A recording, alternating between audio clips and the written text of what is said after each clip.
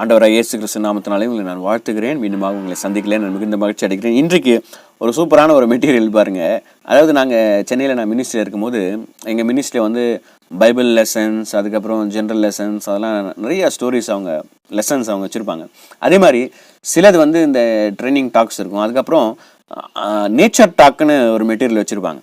Nature டாக்னா எப்படி இயற்கையிலிருந்து, இப்போ இயற்கையில் இருக்க ஒரு அனிமலை பற்றி நம்ம சொல்லும் போது அதுலேருந்து ஆவிக்குரிய காரியங்களை எப்படி பிள்ளைகளுக்கு சொல்லித்தர முடியும். ஒரு மரத்தை பற்றியோ, ஒரு அனிமலை பற்றியோ, ஒரு பேர்டை பற்றியோ நம்ம சொல்லும் போது எப்படி அதுலேருந்து நம்ம சுவிசேஷத்தை பிள்ளைகளுக்கு எப்படி அறிவிக்க முடியும் அப்படின்றது ஒரு சூப்பரான ஒரு மெட்டீரியல்.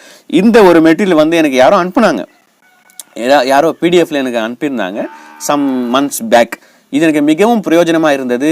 இது உங்களுடைய சண்டே ஸ்கூல் ஊழியத்திற்கும் பிரயோஜனமாக இருக்கும். நீங்கள் நல்லா புரிஞ்சுக்கோங்க. இதை வந்து நீங்கள் பைபிள் லெசன் சொல்கிறதுக்கு பதிலாக நீங்கள் இதை சொல்லக்கூடாது. ஓகே, ஒரு ரிட்ரீட் நடத்துறீங்க, ஒரு விபிஎஸ் நடத்துறீங்க. ஏன்னா நான் மறுபடியும் நான் சொல்கிறேன், Bible lessons R our basic.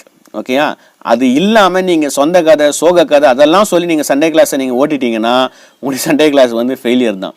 Bible lesson is பேசிக், அதில் எந்த விதமான மாற்று கருத்துமே கிடையாது. இதை வந்து நம்ம எக்ஸ்ட்ரா நம்ம யூஸ் பண்ணுறோம்.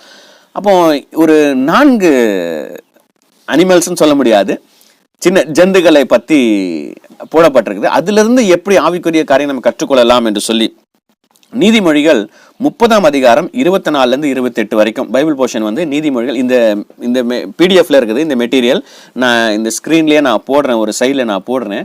உங்களுக்கு இந்த மெட்டீரியல் வேணும்னா தயவுசெய்து எனக்கு நீங்கள் மெசேஜ் பண்ணுங்கள், நான் உங்களுக்கு இந்த பிடிஎஃப் நான் அனுப்பி வைக்கிறேன். இதில் வந்து பிக்சர்ஸ் எதுவும் கிடையாது, நோட்ஸ் மாத்திரம் தான் இருக்குது.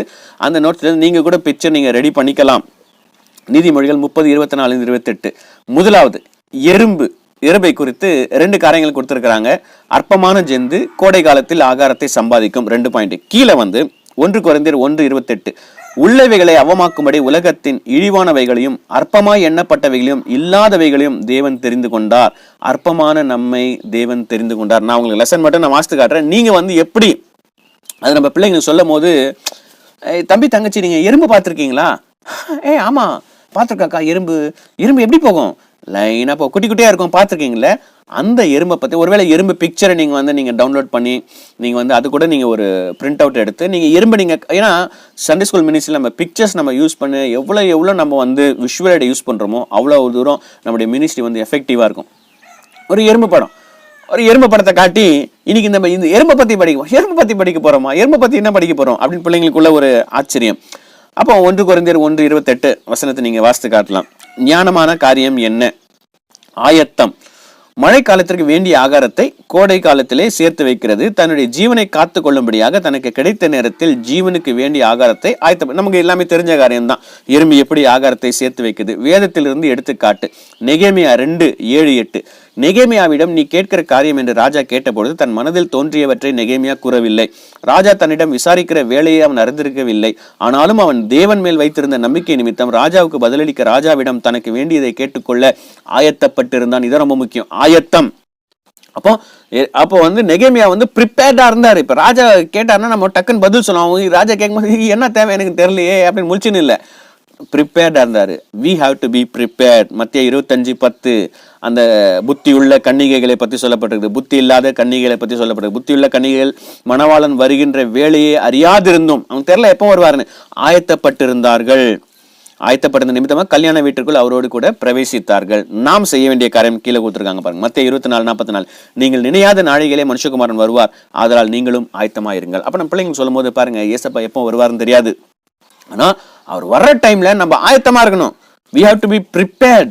நம்முடைய பாவங்களை அறிக்கை செய்து ஆண்டவருக்காக நம்ம ஜீவிக்கும் பொழுது அப்போ ஆண்டவர் வருகையில நாம் ஆண்டவர் கூட போவோம்.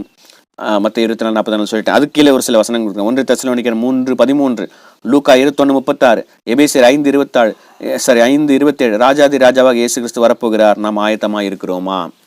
இதுவே நீங்க இது சொல்றதுக்கே 10-15 நிமிஷம் ஆயிடும்னு வச்சுக்கோங்களேன். அந்த பைபிள் போர்ஷன்ல நம்ம குட்டியா நம்ம சொல்லலாம். ரொம்ப நேரம் எடுத்துக்காம எறும்பை பத்தி சொல்லிட்டு நெகேமியா என்ன செஞ்சாரு அது ஒரு காரியத்தை சொல்லலாம். அதுக்கப்புறமா அந்த 10 கன்னிகைகள் அதெல்லாம் இன்ட்ரெஸ்டிங்கா இருக்கும். அந்த நம்ம ஒரு ஸ்டோரி மாதிரி நம்ம அதை சொல்லும் போது இதுவே ஒரு 1/2 hour ஆயிடும்னு நினைக்கிறேன்.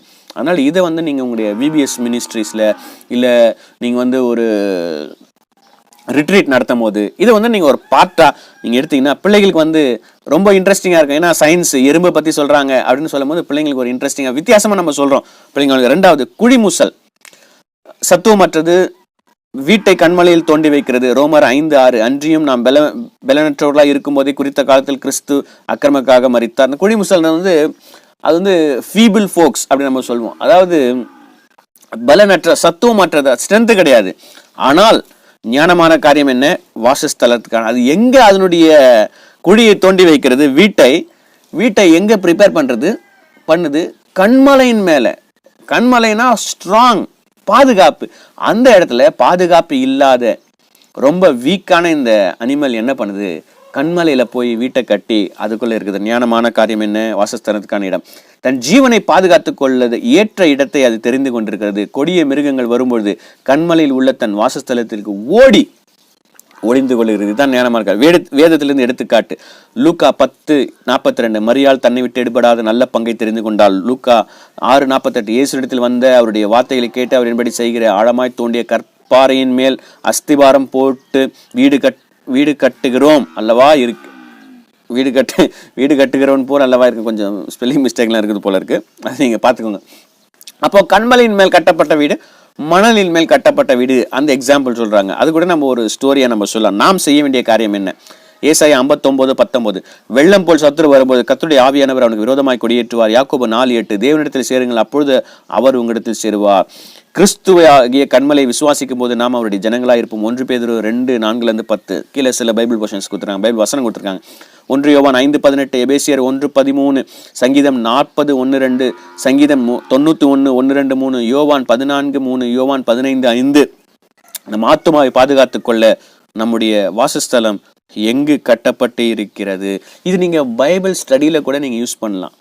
சண்டே திடீர்னு உங்களுக்கு ஒரு மெசேஜ் கூப்பிட்டாங்கன்னா இதை கூட நீங்க மெசேஜில் கூட நீங்க யூஸ் பண்ணலாம். இன்ட்ரெஸ்டிங்கா இருக்கும், எல்லாரும் ரொம்ப ஆர்வமா கவனிப்பாங்க.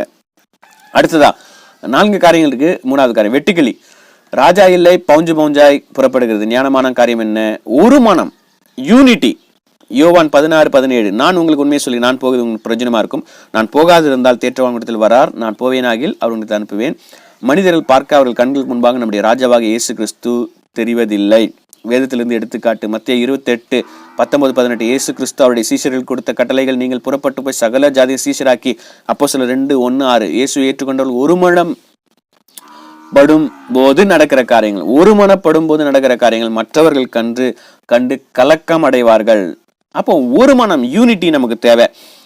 நாம் செய்ய வேண்டிய காரியம் என்ன? 1 பேதுரு 4:10. அவனவன் பெற்ற வரத்தின்படியே நீங்கள் தேவனுடைய பற்பல கிருபையுள்ள ஈவுகளை பகிர்ந்து கொடுக்கும் நல்ல உக்கிரானக்காரர் போல ஒருவருக்கொரு உதவி செய்யுங்கள். ரோமர் 12:10. சகோதர சிநேகத்திலே ஒருவர் மேல் ஒருவர் பட்சமாயிருங்கள். கணம் பண்ணுகிறதிலே ஒருவருக்கொரு முந்தி கொள்ளுங்கள். வெட்டுக்களி தனியாக செல்லும் போது அதனால் ஒன்றும் செய்ய இயலாது. ஆனால் வெட்டுக்கிளி பவுஞ்சாய் கிளம்பும் போது அது தேசத்திலே ஒரு கலக்கத்தை உண்டு பண்ணுகிறது. நீங்கள் புரிந்து கொள்ள வேண்டிய டீம் ஒர்க் மிக மிக அவசியம். அப்போஸ்தலர் 4:24-31, 1 தெசலோனிக்கர் 5:14-15, யாக்கோபு 5:16, மத்தேயு 18:18-19. நாம் ஒரு மனதோடு இருக்கிறோமா? நாம் ஆவிக்குரிய வாழ்க்கையில் முன்னேற்றம் காணப்படுகிறதா? அடுத்ததாக 4 சிலந்தி பூச்சி. இது சொல்லி நான் முடிக்கிறேன். லாஸ்ட். கைகளினால் வலையை பின்னுகிறது. அரசர் அரண்மனையில் இருக்கிறது. ஞானமான காரியம் என்ன? நிலைத்திருத்தல், விடாமுயற்சி.